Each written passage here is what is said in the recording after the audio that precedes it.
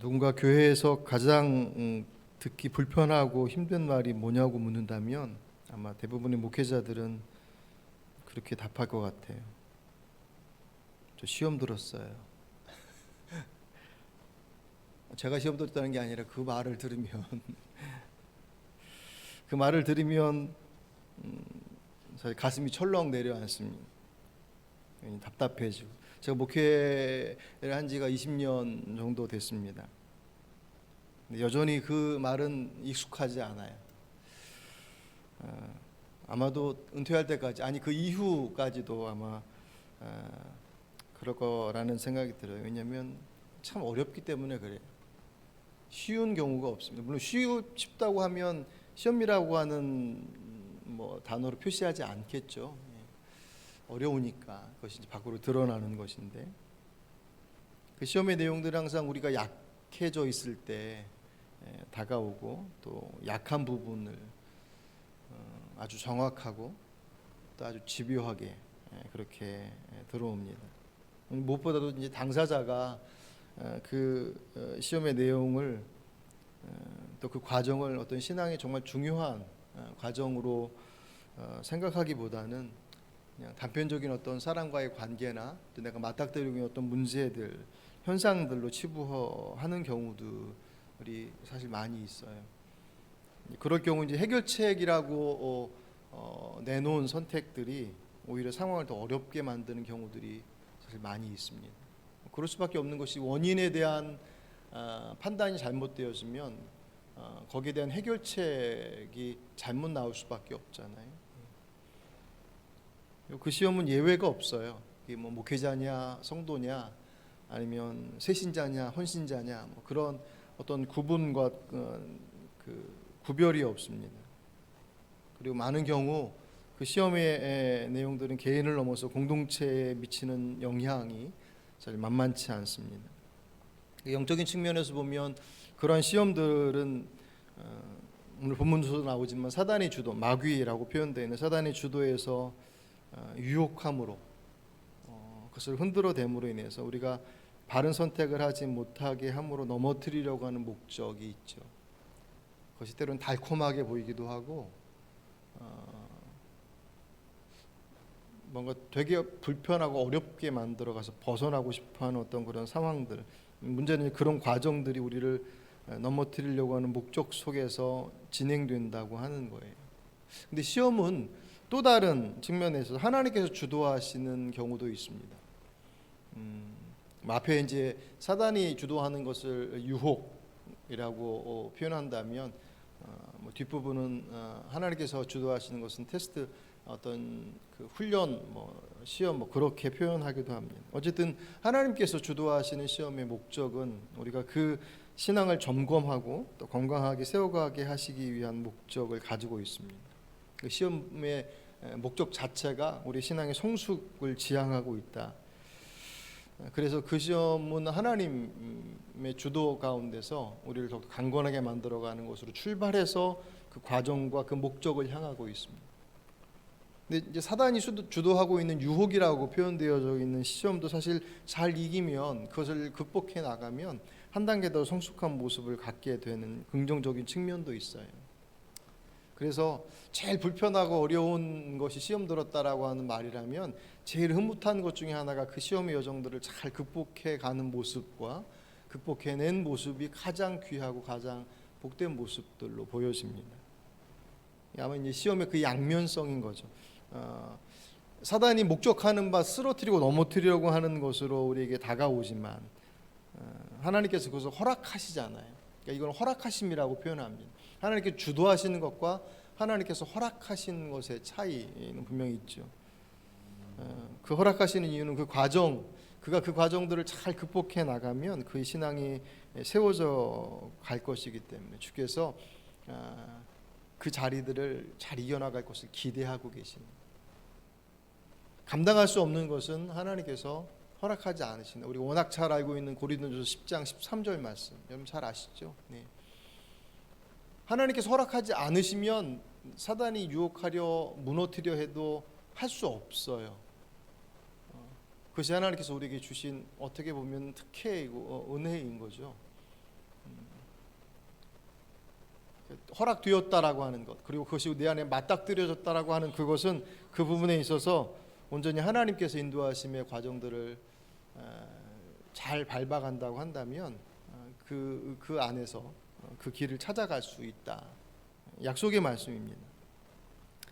시험에는 예외가 없다고 말씀드렸던 것처럼 오늘 본문은 예수님께서 마귀에게 시험받는 장면을 기록하고 있습니다.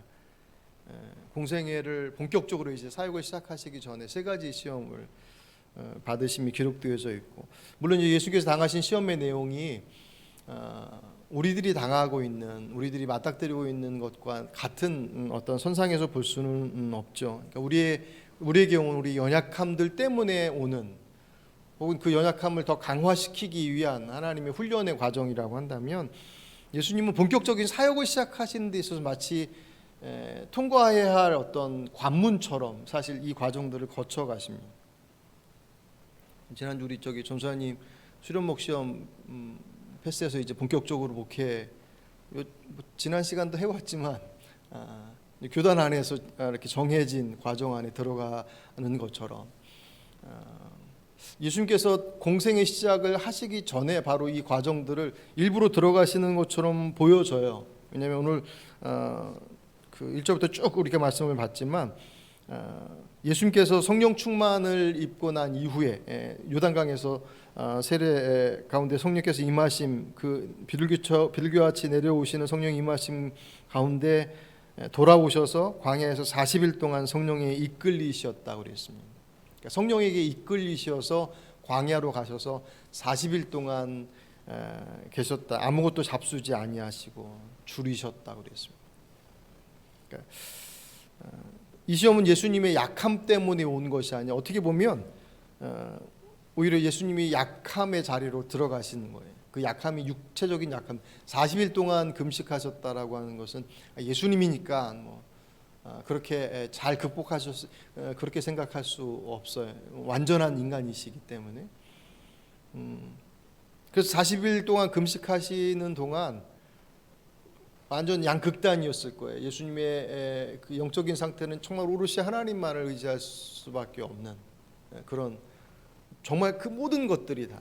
근데 한편에 육체적인 그 연약함, 40일 동안 아무것도 먹지 못함으로부터 발생한 그 모든 우리 육체와 우리의 정신적인 부분과 영적인 부분들을 결코 분리해낼 수 없어요. 다 연결되어져 있습니다. 그러니까 몸이 너무 아프고 몸이 뭔가에 많이 시달리면 정신적으로만이 아니라 영적으로도 사실 영향을 많이 미쳐요. 영적인 부분들이 피폐해져 있으면 육체적인 부분들에 대한 것들이 무너져가는 것들은 시간의 문제예요. 다 연결되어져 있습니다. 그런 상황 속에서 40일 동안 금식하셨다라고 하는 것은 예수님이 육체적으로 가장 약해져 있을 때, 정신적으로도 그 부분에서 아주 예민해. 밥 한 끼만 안 먹어도 예민해지는데 40일의 금식은 주님에 있어서 그 어떤 육체적인 상태와 영적인 상태가 가장 어떻게 보면 가장 약해져 있을 때를 의미를 하죠.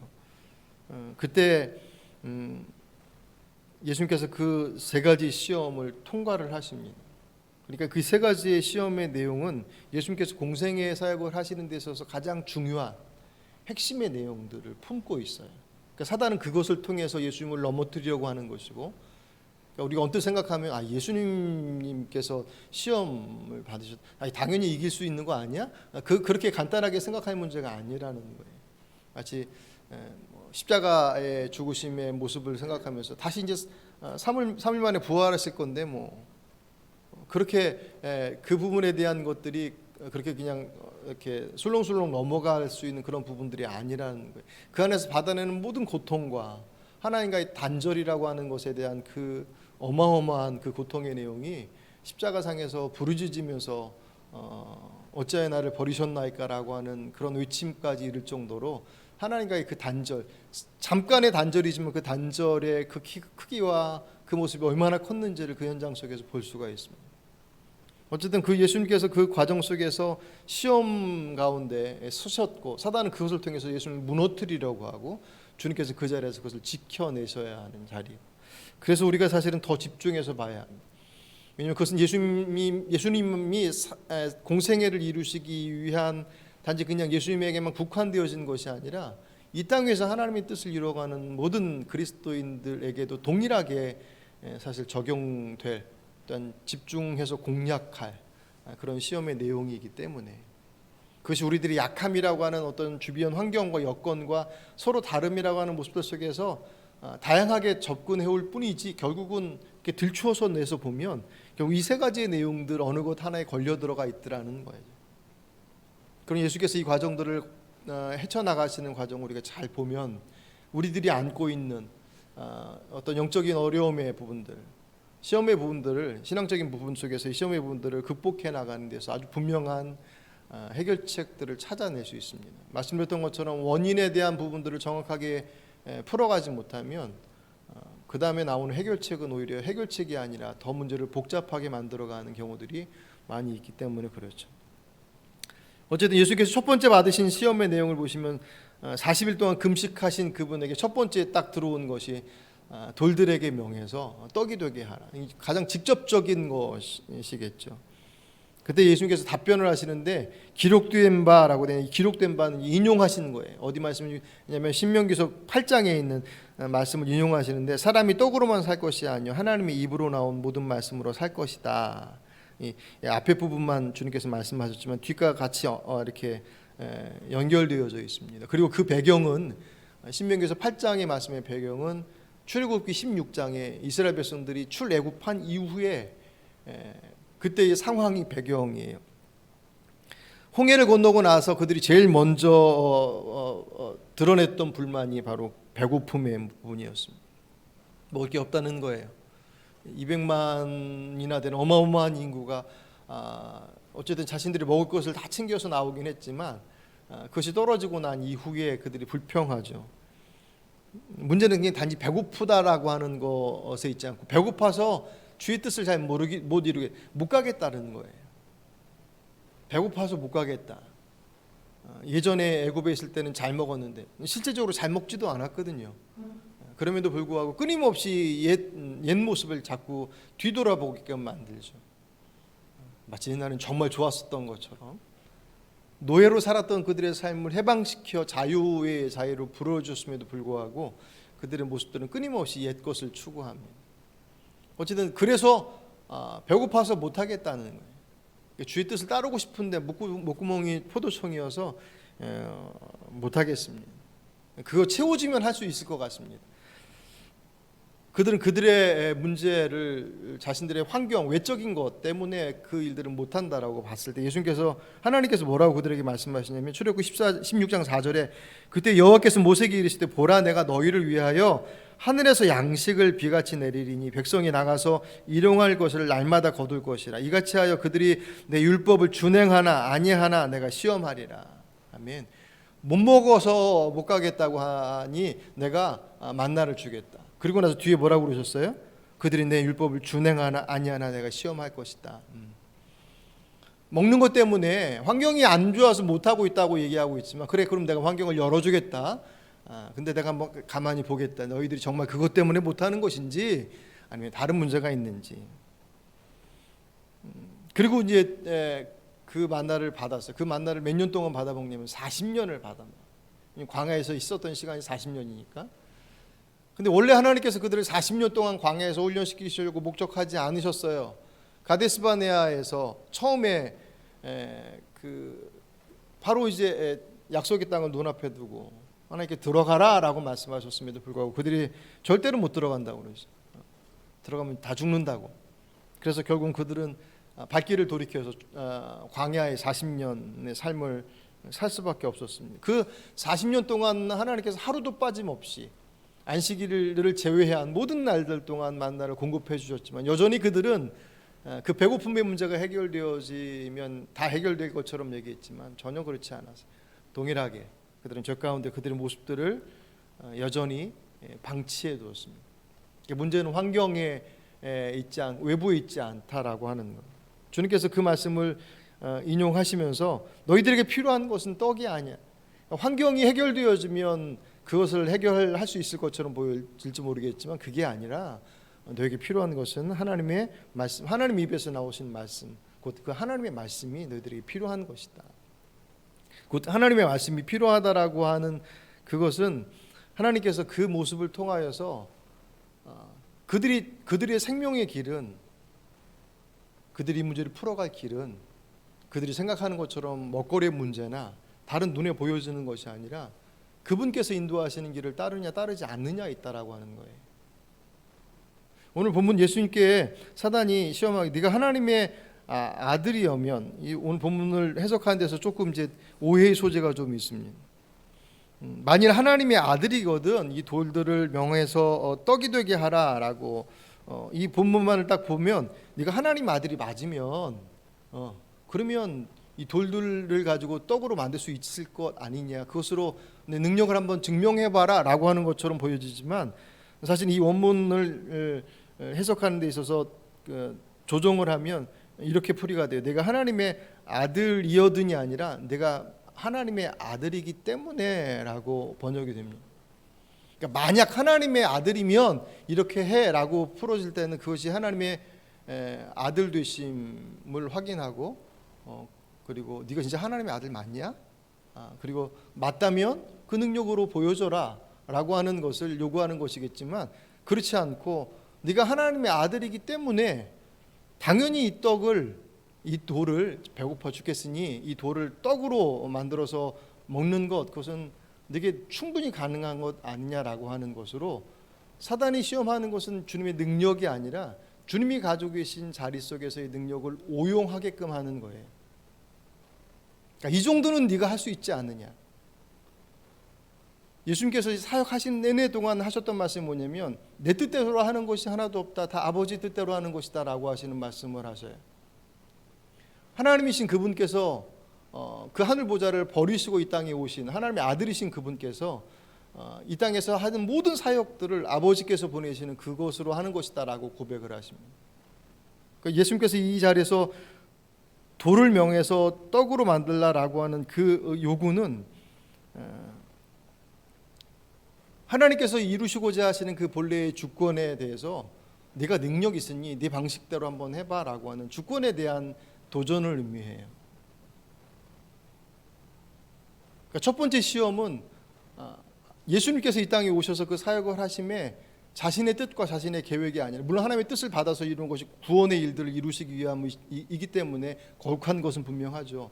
하지만 그 모든 것들을 이룸에 있어서 하나님의 뜻 안에서 예수님께서 예수님의 방식과 자신의 계획들 속에서 그것을 이루는 것이 아니라 철저히 그분의 주권 아래에 있음에 대한 것들을 분명하게 말씀하고 있는 것입니다. 그러니까 사단은 그것을 통해서 네 마음대로 한번 해봐 라고 하는 것을 요구한 것이고, 왜? 능력도 있으니.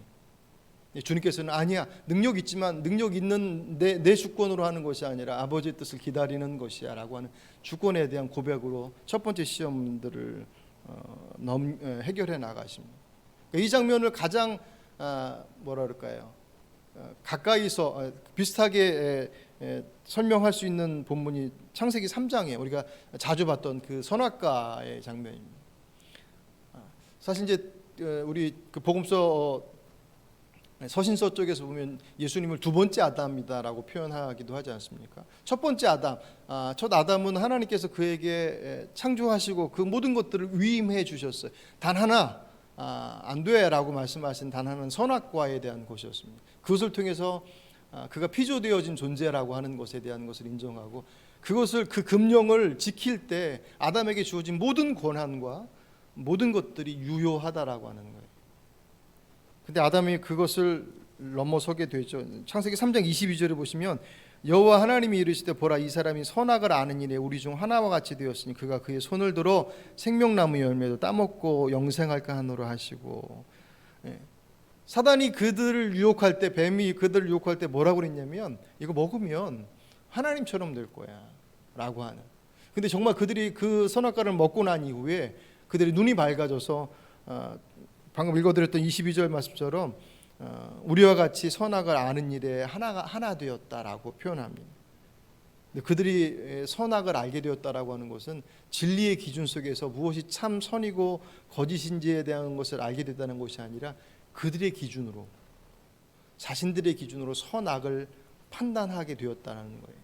이제 더 이상 하나님의 기준 속에서 그들의 삶을 살아가는 존재가 아니라 자신의 기준에 의해서 그들의 삶을 이끌어가는, 그러니까 자기의 뜻이 중심이 되었습니다. 죄의 본질이죠.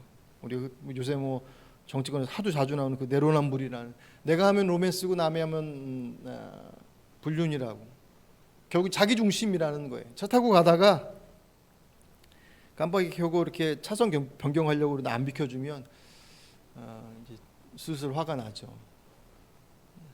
왜 이렇게 좀 양보 좀 해주지. 그런데 우리가 이렇게 내 차가 가다가 갑자기 들어오려고 그러면 왜 자꾸 들어오려고 그래, 아무 때나.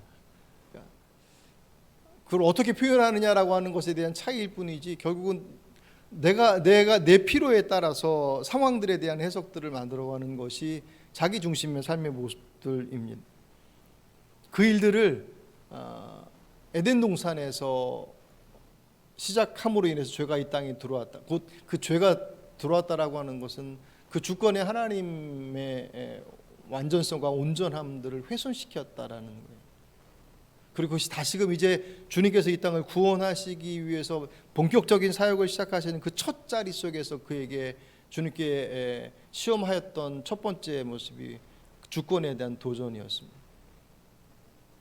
이 정도는 네가 할 수 있지 않아? 라고 하는 것으로 그 모든 것의 주권이 하나님 앞에 있음에 대한 것들의 틈을 열려고 했어요. 근데 주님께서 뭐라고 그러셨습니까? 떡으로 사는 것이, 떡으로만이 아니라 주의 말씀으로 사는 것이다 라고 하는 것은 그 주권이 하나님 앞에 있음에 대한 것들을 말씀하십니다. 두 번째 시험은 사단에게 경배하면 천하 만국을 다스리는 권세와 영광을 주겠다라고 예수님께 미혹합니다. 아까 말씀드렸던 것처럼 사단도 예수님께서 이 땅을 구원하러 오셨다라는 걸 이미 알고 있어요. 그분이 하나님의 아들이심도 알고 있습니다. 그것을 이루는 데 있어서 자기가 협조해 주겠다는 거예요.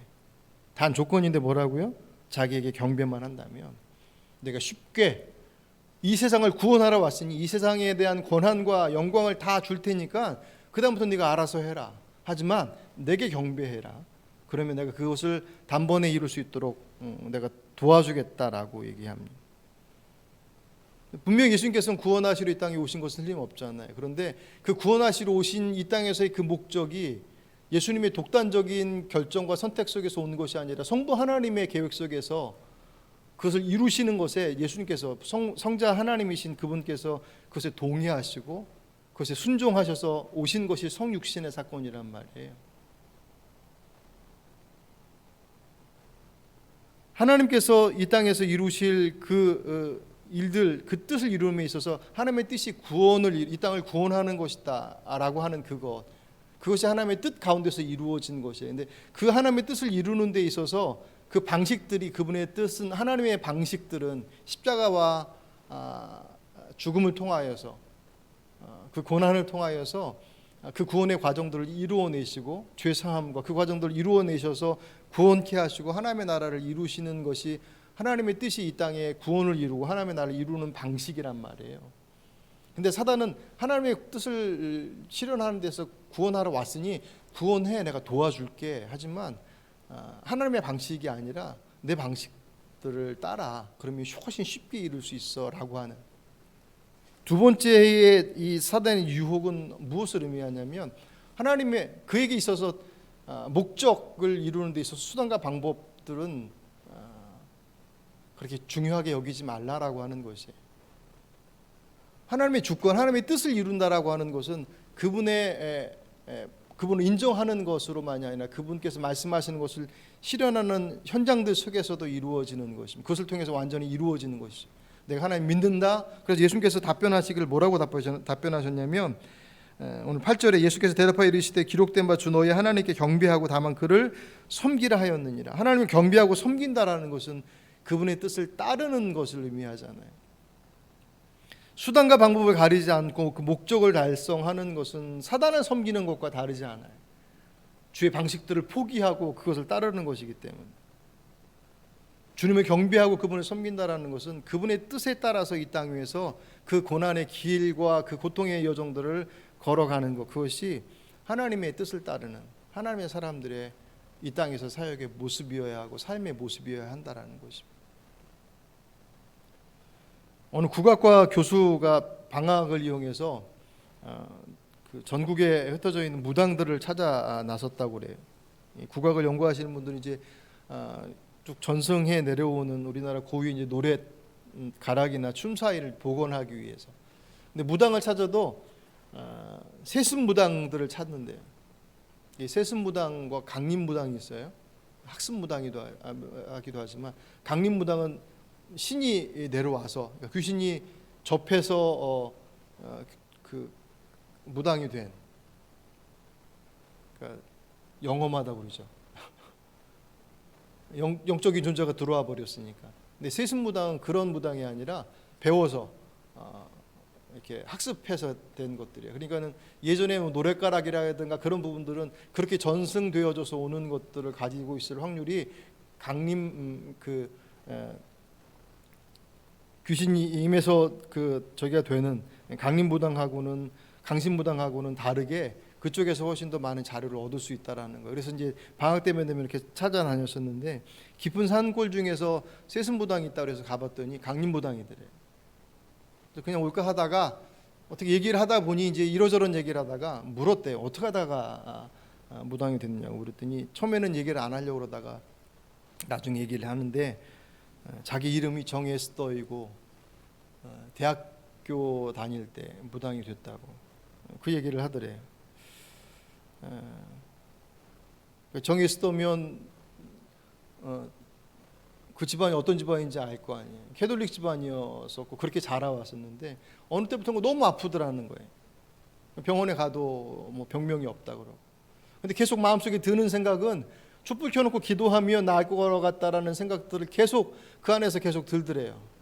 그래서 집에 가서 이제 어머니한테 부모님한테 말씀드렸더니 펄쩍 뛰죠. 당연히 절대로는 그래서 안 된다. 그런데 너무 아프니까 그 아픔을 해결하기 위해서 그렇게 하면 될 수 있을, 안 아플 것 같아라고 하는 그 생각에 그 촛불을 켜놓고 기도하는 순간 그 귀신이 들어와서 무당이 되었다. 그렇게 얘기를 하더라는 것입니다. 그러니까 얼마나 아프면이라고 하는 부분에 대한 것으로 그 상황들을 이해할 수 있지만 그 아픔은 병만 나을 수 있다고 한다면 뭐든지 못하겠느냐라고 하는 어떤 우리들의 그 과정과 그 내용에 대한 선택들이 우리들 안에서 우리들의 삶의 여정 속에서 모양과 내용 그리고 어떤 그 맞닥뜨리는 상황들의 차이만 있을 뿐이지 결국 그 과정의 내용들이 하나님께서 말씀하신 바에 대한 것들과는 상관없는 선택들을 사실 많이 하더라는 거죠. 기독교에서 최고의 신앙의 수준을 얘기할 때 순교를 얘기합니다. 왜냐하면 내 목숨을 내놔도 하나님이 버릴 수 없다라고 하는 거죠. 하나님의 방식을. 만약 그렇지 않다고 한다면 그 과정들을 넘어가기 위해서 얼마든지 다른 선택들을 할 수가 있습니다. 예수님께서 그러셨던 것처럼 주님께서 그 세상을 구원하시려 이 땅에 오셨는데 그 구원을 이루기 위해서 굳이 목숨 내놓지 않아도 내게 경배하면 이 모든 것들을 다 위임해 줄 테니 그때 그것을 구원하라라고 하는 그 방식들을 요구했을 때 주님께서 노라고 답하신 오직 하나님만 경배하고 그분을 섬겨라라고 하는 것은 그 모든 과정들 그분을 섬긴다라고 하는 것은 그 모든 과정 속에서 그분의 뜻을 따라 살아가는 것을 동반합니다. 여기에 많이 사실 무너지죠. 하나님 그 본인 그분의 뜻을 따른다고 얘기하지만 삶 속에서는 그분의 뜻이 아니라 우리들의 방식들을 선택해 나가는 우리가 필요한 것은 어쩌면 그분 자신이 아니라 그분이 가지고 있는 힘 사단은 끊임없이 그것을 통해서 우리를 계속 하나님과 그 관계 속에서 어그러지게 만듭니다. 선한 의도였으니 그 과정들은 이래도 돼라고 하는 그것을 통해서 하나님이 아닌 다른 것을 섬기게 한다는 거죠. 그것이 돈일 수도 있겠고 명예일 수도 있고 어쨌든 그것을 통해서 무엇을 이룰 수 있어라고 하는 그 목적의 과정들을 하나님이 아닌 다른 것들을 섬기게 하고 절하게 만드는 것이 사단의 두 번째 시험의 내용이었습니다. 주님께서 그것을 이겨내셨죠. 마지막 세 번째, 성전 꼭대기로 데리고 가서 뛰어내리면 하나님께서 사자들을 보내셔서 보호하실 것이다. 이때 사단이 얘기한 이 얘기가 시편 91편 11절과 12절에 나오는 내용이에요. 그러니까 사단도 하나님의 말씀, 성경 말씀을 인용을 해서 마찬가지로 아까 우리 첫 번째 봤던 것처럼 만일 하나님의 아들이어든 만일 하나님의 아들이어든이 하나님의 아들 맞으면이 아니라 하나님의 아들이 맞으니까 하나님의 아들이기 때문에 만약 거기서 뛰어내리면 하나님께서 그 아들을 당연히 지켜주시지 않겠느냐, 그 내용인 거죠. 또 그 장소가 성전이에요. 하나님의 임재를 상징하고 또 그것은 피난처였습니다. 그리고 당연히 하나님께서 보호해 주실 것이야. 어떻게 보면 당연한 것처럼 보여지지만 주님께서 뭐라고 그 시험에 답하시냐면 주 너희 하나님이 시험하지 말라 그래요. 시험하지 말라. 하나님의 무엇을 시험하지 말라. 이것은 하나님과의 관계, 하나님과 하나님의 아들이신 그리스도이신 그분과의 관계, 그 관계를 이해관계로서 자꾸 이제 뭐랄까요, 왜곡시키는 거예요.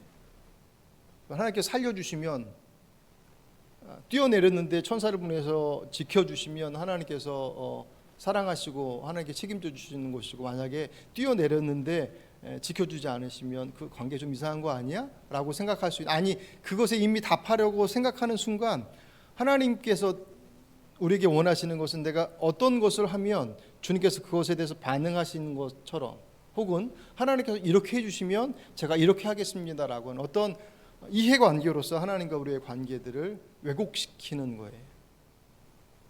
사단은 그 일을 계속 해왔습니다. 가장 대표적인 것이 욥기예요.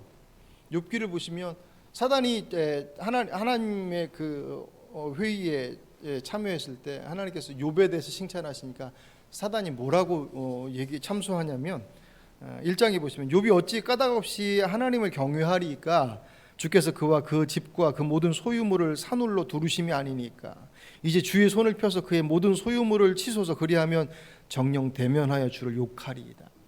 하나님께서 욥을 칭찬하시는데 하나님께서 욥에게 복을 주셨으니까 욥이 그렇게 하나님을 잘 섬기는 거지, 만약에 하나님께서 욥을 치시면 욥은 하나님을 대면해서 욕할 것입니다 라고 얘기를 합니다. 그래서 하나님께서 그래 그러면 한번 시험해보자. 대신 목숨은 건들지 마라. 그래서 하루아침에 모든 것들을 다 잃어버리잖아요. 욥기가 42장을 이루는 동안 그 내내 욥은 그 모든 상황들에 대해서 이해관계로서 하나님의 모습들을 설명하려 하지 않아요. 잘 모르겠지만 하나님께 나중에 다시금 다 복원시켜 주시잖아요. 2배로 더 복원시켜 주십니다. 근데 욥은 그 과정을 통해서 하나님을 더 깊이 알게 돼요. 내가 전에 주님을 귀로 만들었는데 이제 눈으로 뵙니다. 사단은 끊임없이 우리에게 있어서 하나님과 우리의 관계를 이해관계, 계산적 관계로, 어떤 법적 관계로서 우리의 모습들을 자꾸 곡해하게 만듭니다. 기브 앤 테이크예요. 이만큼 했으니 이만큼 해야 되는 거 아니야? 하나님께 무언가를 얻으려 하면 이만큼 해야 돼.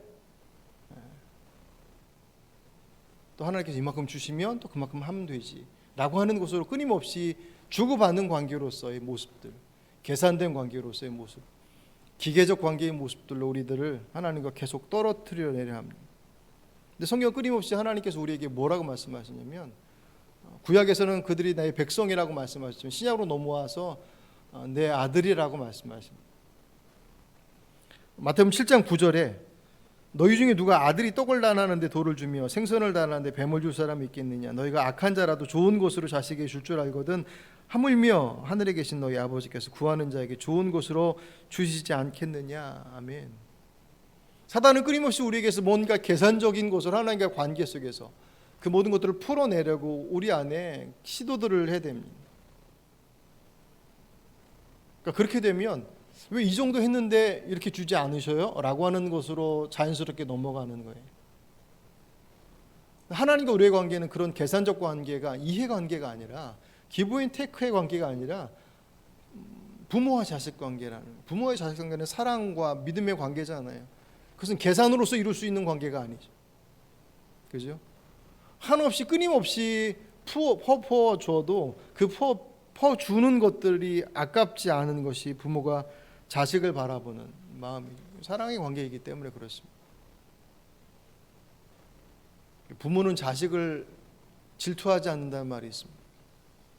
부모는 자식을 질투하지 않아요. 질투할 이유가 없죠. 내 자식이니. 그것이 얼마나 풍성함을 가졌느냐, 얼마나 성공을 했느냐라고 또 그 반대의 모습도 마찬가지입니다. 너희가 악한 자라도 자식에게 좋은 것을 줄 줄 알거든 하물며 너희 하나님께서 너희를 위해 좋은 것을 주지 않겠느냐.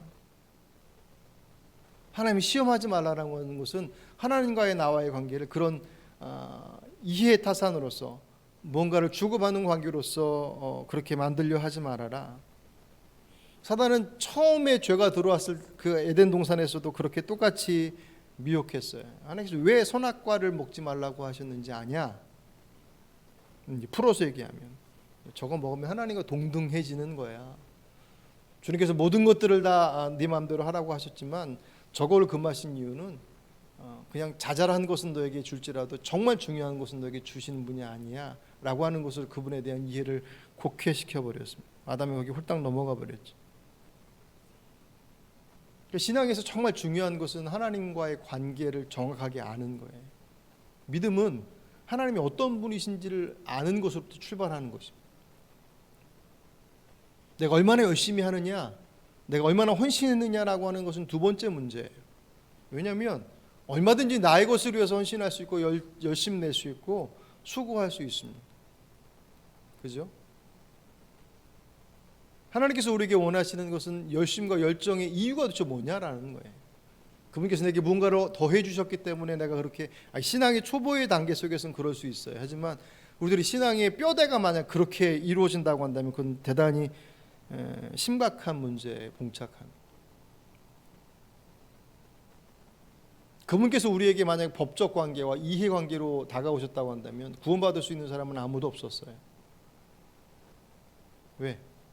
우리가 아직 죄인 되었을 때 그분께서 우리를 사랑하심으로 그의 아들을 십자가에 내어 주셨어요. 그것을 통해서 우리를 사랑하심을 확증해 주셨습니다. 우리가 아직 죄인 되었을 때 아직 그분에 대해서 감각조차 없을 때 그분의 뜻을 따를 수 있는 생각조차 못할 그때에 먼저 죄로 인해서 망가뜨리는 이 땅의 모습들을 먼저 주님께서 죄의 해결책과 함께 그 모든 것들을 이루어서 하나님의 나라를 회복할 수 있는 길을 먼저 다 만들어 놓으셨고 넣어서 손 내미셨어요. 그건 이해관계로서 설명할 수 없죠. 만약 법적으로 요구하셨다고 한다면 모두가 다 멸망의 자리로 갈 수밖에 없었던 것이 하나님과 우리와의 이해관계를 볼 때는 그런 결과를 낳을 수밖에 없습니다. 근데 하나님 우리에게 아버지십니다. 마태복음 6장에 보시면 예수님께서 이런 말씀하셔요. 공중의 새를 보라, 심지도 않고 거두지도 않고 창고에 모아들이지도 아니하되 너희 하늘 아버지께서 기르시나니 너희는 이것들보다 귀하지 아니하냐. 예.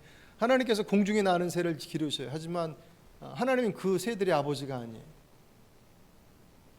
그 새들도 하나님께서 지으시고 입히시고 키우시는데 하물며 너희들은 하나님은 너희들은 하나님의 자녀인데 하나님께서 그들을 내버려 두시겠느냐. 31절 그러므로 염려하여 이르기를 무엇을 먹을까 마실까 입을까 하지 말라. 이는 다 이방인들이 구하는 것이라. 너희 하나님 아버지께서 이 모든 것이 너희에게 있어야 할 줄을 아시느니라. 아멘.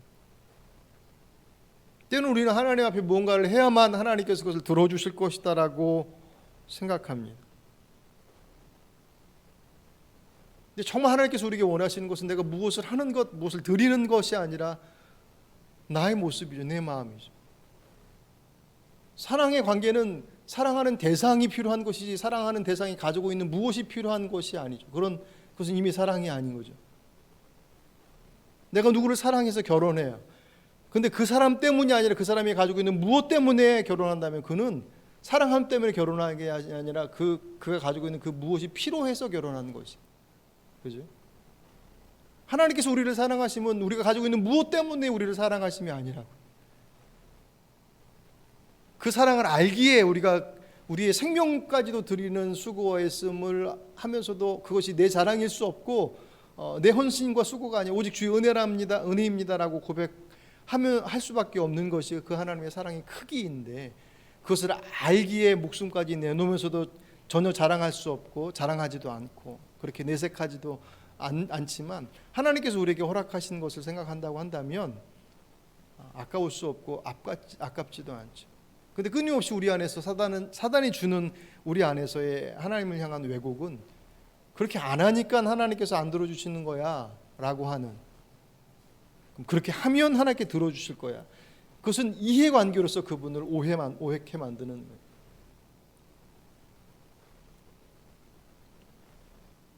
주님은 그렇지 않으시다니까요. 우리들의 삶에 뭔가 벽에 부딪혀 있다고 한다면, 그렇게 우리를 사랑하신다면 왜 그 벽에 부딪혀서 서 있는 이유가 무엇 때문에 와 있는지 모르겠지만, 정말 그 벽에 서 있는 자리들 속에서 그분을 바라보고 있다고 한다면 그 인도하심마저도 어떻게 어떤 과정들 속에서 이끌어 가실지는 잘 모르겠지만 그 과정까지도 신뢰하는 것, 그것이 하나님과 우리와의 관계, 우리 아버지 되시는 하나님 앞에 자녀된 우리가 그 하나님을 온전히 의지함으로 고백할 수 있는 내용들입니다. 그러니 많이 드리는 것이 우리에게 자랑일 수 없고, 부족하게 드린다 해서 그것이 우리에게 핀잔일 수 없어요. 중요한 것은 그 마음이 어떤 것이냐라고 하는 거예요. 정말 그분의 뜻을 구하고 있고 그분을 아버지로서 고백하고 있느냐, 누리고 있느냐, 그것이 정말 중요한 것이고 가장 중요한 것이죠. 예수님의 사역을 시작함에 있어서 그 중요한 사역의 그 마지막 시험의 내용이 하나님과의 관계를 왜곡시키려 했어요. 오늘 우리 시대 우리의 삶의 자리 속에서도 이 세 가지의 시험은 사실은 동일하게 우리에게 우리의 모습들을 이리저리 흔들어대요. 죄의 본질로서 나의 주인됨이 끊임없이 우리 안에서 요구되었습니다. 죄의 거룩함의 일을 감당한다고 얘기하지만 그 방식들은 하나님의 방식이 아닌 세상의 방식들을 따르는데 익숙해져 있습니다. 그마저도 그 일들을 이루시는 하나님과의 관계를 끊임없이 기브 앤 테이크로 보는 거예요. 하나님께서 그 사랑하심으로 우리에게 다가오셨으니 주님께서도 우리에게 그것을 원하시는, 그 사랑으로 다가오는 그분의 뜻 안에서 우리 시험의 모든 내용들은 결국은 그분의 주권과 그분의 관계와 그분의 인도하심을 어떻게 이해하느냐로부터 사실 출발합니다. 뒤집어 얘기하면 그것이 회복되어지는 것으로 그 모든 시험의 내용들도 사실은 풀어지게 되어 있어요. 그게 인간적인 관계냐 아니면 내가 맞닥뜨리고 있는 다시는 어떤 문제냐, 그 모든 것들이 그럼 내가 어떻게 라고 하는 것을 생각할 때 그 생각의 방식들, 그 방법들을 그분의 말씀 앞에서 찾아야 하는 것이죠. 그렇지 않으면 소용없습니다. 오히려 더 문제가 복잡해집니다. 여러분 예배 들어오시면서 오늘 못 오신 분들은 못 보셨겠지만 연못이 다 얼었어요. 물 나오는 그 저렴을 놔두고 밑에까지 얼지는 않았지만 안에다가 이제 그 히터를 좀 넣어놔서 물이 얼지는 않아요. 땡땡 얼지는 않지만, 근데 잉어가 6마리 있었는데 지금 살아있는 죽었는지 몰라요. 깨봐야지 알겠지만, 근데 한 달 전서부터 이상해요. 밥도 안 먹고 밥을 주면 이렇게 다른 사람들이 있을 때는 안 와도 그래도 이렇게 먹이를 주면 막 와서 먹었거든요. 근데 언제부터인가 줘도 안 먹고 계속 먹이가 떠 있어요. 그래서 고양이가 와서 계속 괴롭히나 보다. 이게 나중에는 위에가 어니까 고양이가 얼음이 연못 위까지 막 가가지고 물 먹어요. 물 먹다가 고기가 보이면 잡아먹으려고 그러는데 어쨌든 계속 괴롭혀요. 그래서 저는 스트레스를 하도 많이 받아서 이제 안 나오나 보다. 그래서 저걸 어떻게 해야 되나 그러다가 제가 지난주에 우연찮게 다른 자료를 찾다가 발견한 게 잉어도 동면을 한대요. 아셨나요? 아셨으면 좀 가르쳐 주시죠. 그러니까 동면을 하면 잘 안 먹는 거예요. 동면하니까는 안 먹겠죠. 동면에 들어가서 겨울을 난대요. 최대한 축적시켜 놓은 것 가지고 그 겨울을 나고 나서 그리고 나서 이제 풀어지고 나면 그때부터 이제 본격적인 활동을 한다고 합니다. 그것이 이제 잉어의 겨울 나는 법이에요. 그 스스로가 배웠겠습니까? 하나님께서 그 안에 주신 것이겠죠. 모든 것에는 그 살 길이 있어요. 영적인 것은 영적인 것에 대한 풀어가야 될 방식들과 거기에 대한 분명한 원칙과 내용들을 품고 있습니다. 그 길을 따라가지 않으면 주님께서 그 길을 따라감으로 그의 사역의 첫 시작점서부터 사실 그 중간중간 내내 사단이 다른 모양들을 통해 주님을 시험하시죠. 여전히 변함없이 그것을 잘 감당해냈지만 오늘 우리들에게 다가오는 시험의 내용도 사실 다르지 않습니다. 끊임없이 내 안에 내가 주인됨에 대한 것들을 요구합니다. 그 정도는 네가 알아서 할 수 있지 않아. 그 목적이 선한데 왜 그 정도쯤이야? 근데 이 정도 해야지 하나님께서 하지 않으시겠어? 라고 하는 것으로 그분과의 관계를 왜곡시킵니다. 그것은 우리에게 있어서 얼마나 많은 일을 하느냐라고 하는 것보다 훨씬 더 사실 중요한 것입니다. 왜냐하면 그래야만이 그 뜻이 그 안에서 온전히 고백되어질 때 우리들이 있는 그 자리 속에서 하나님께서 원하신 구원의 역사와 하나님의 나라가 회복되어지는 그 하나님의 일하심들이 발견될 수 있기 때문입니다. 단지 시험을 이겨 넘어가는 수준의 문제가 아니라 그 과정을 통해서 우리의 신앙이 더욱더 견고하게 세워져 가고 주의 뜻을 이뤄내는 그 거룩함의 자리까지 부르신다라고 하는 것들을 기억하시고, 오늘 저 여러분의 삶의 여정들 속에서 주님께서 그 시험을 이기셨던 것처럼 오늘 여러분의 삶 속에서도 그 우리들을 흔들어대고 미혹시키고 왜곡시키는 영적 시험으로부터, 육적 시험으로부터 여러분들이 잘 이겨나갈 수 있는 그런 복된 믿음의 사람들이 되시길 주의 이름으로 축복합니다.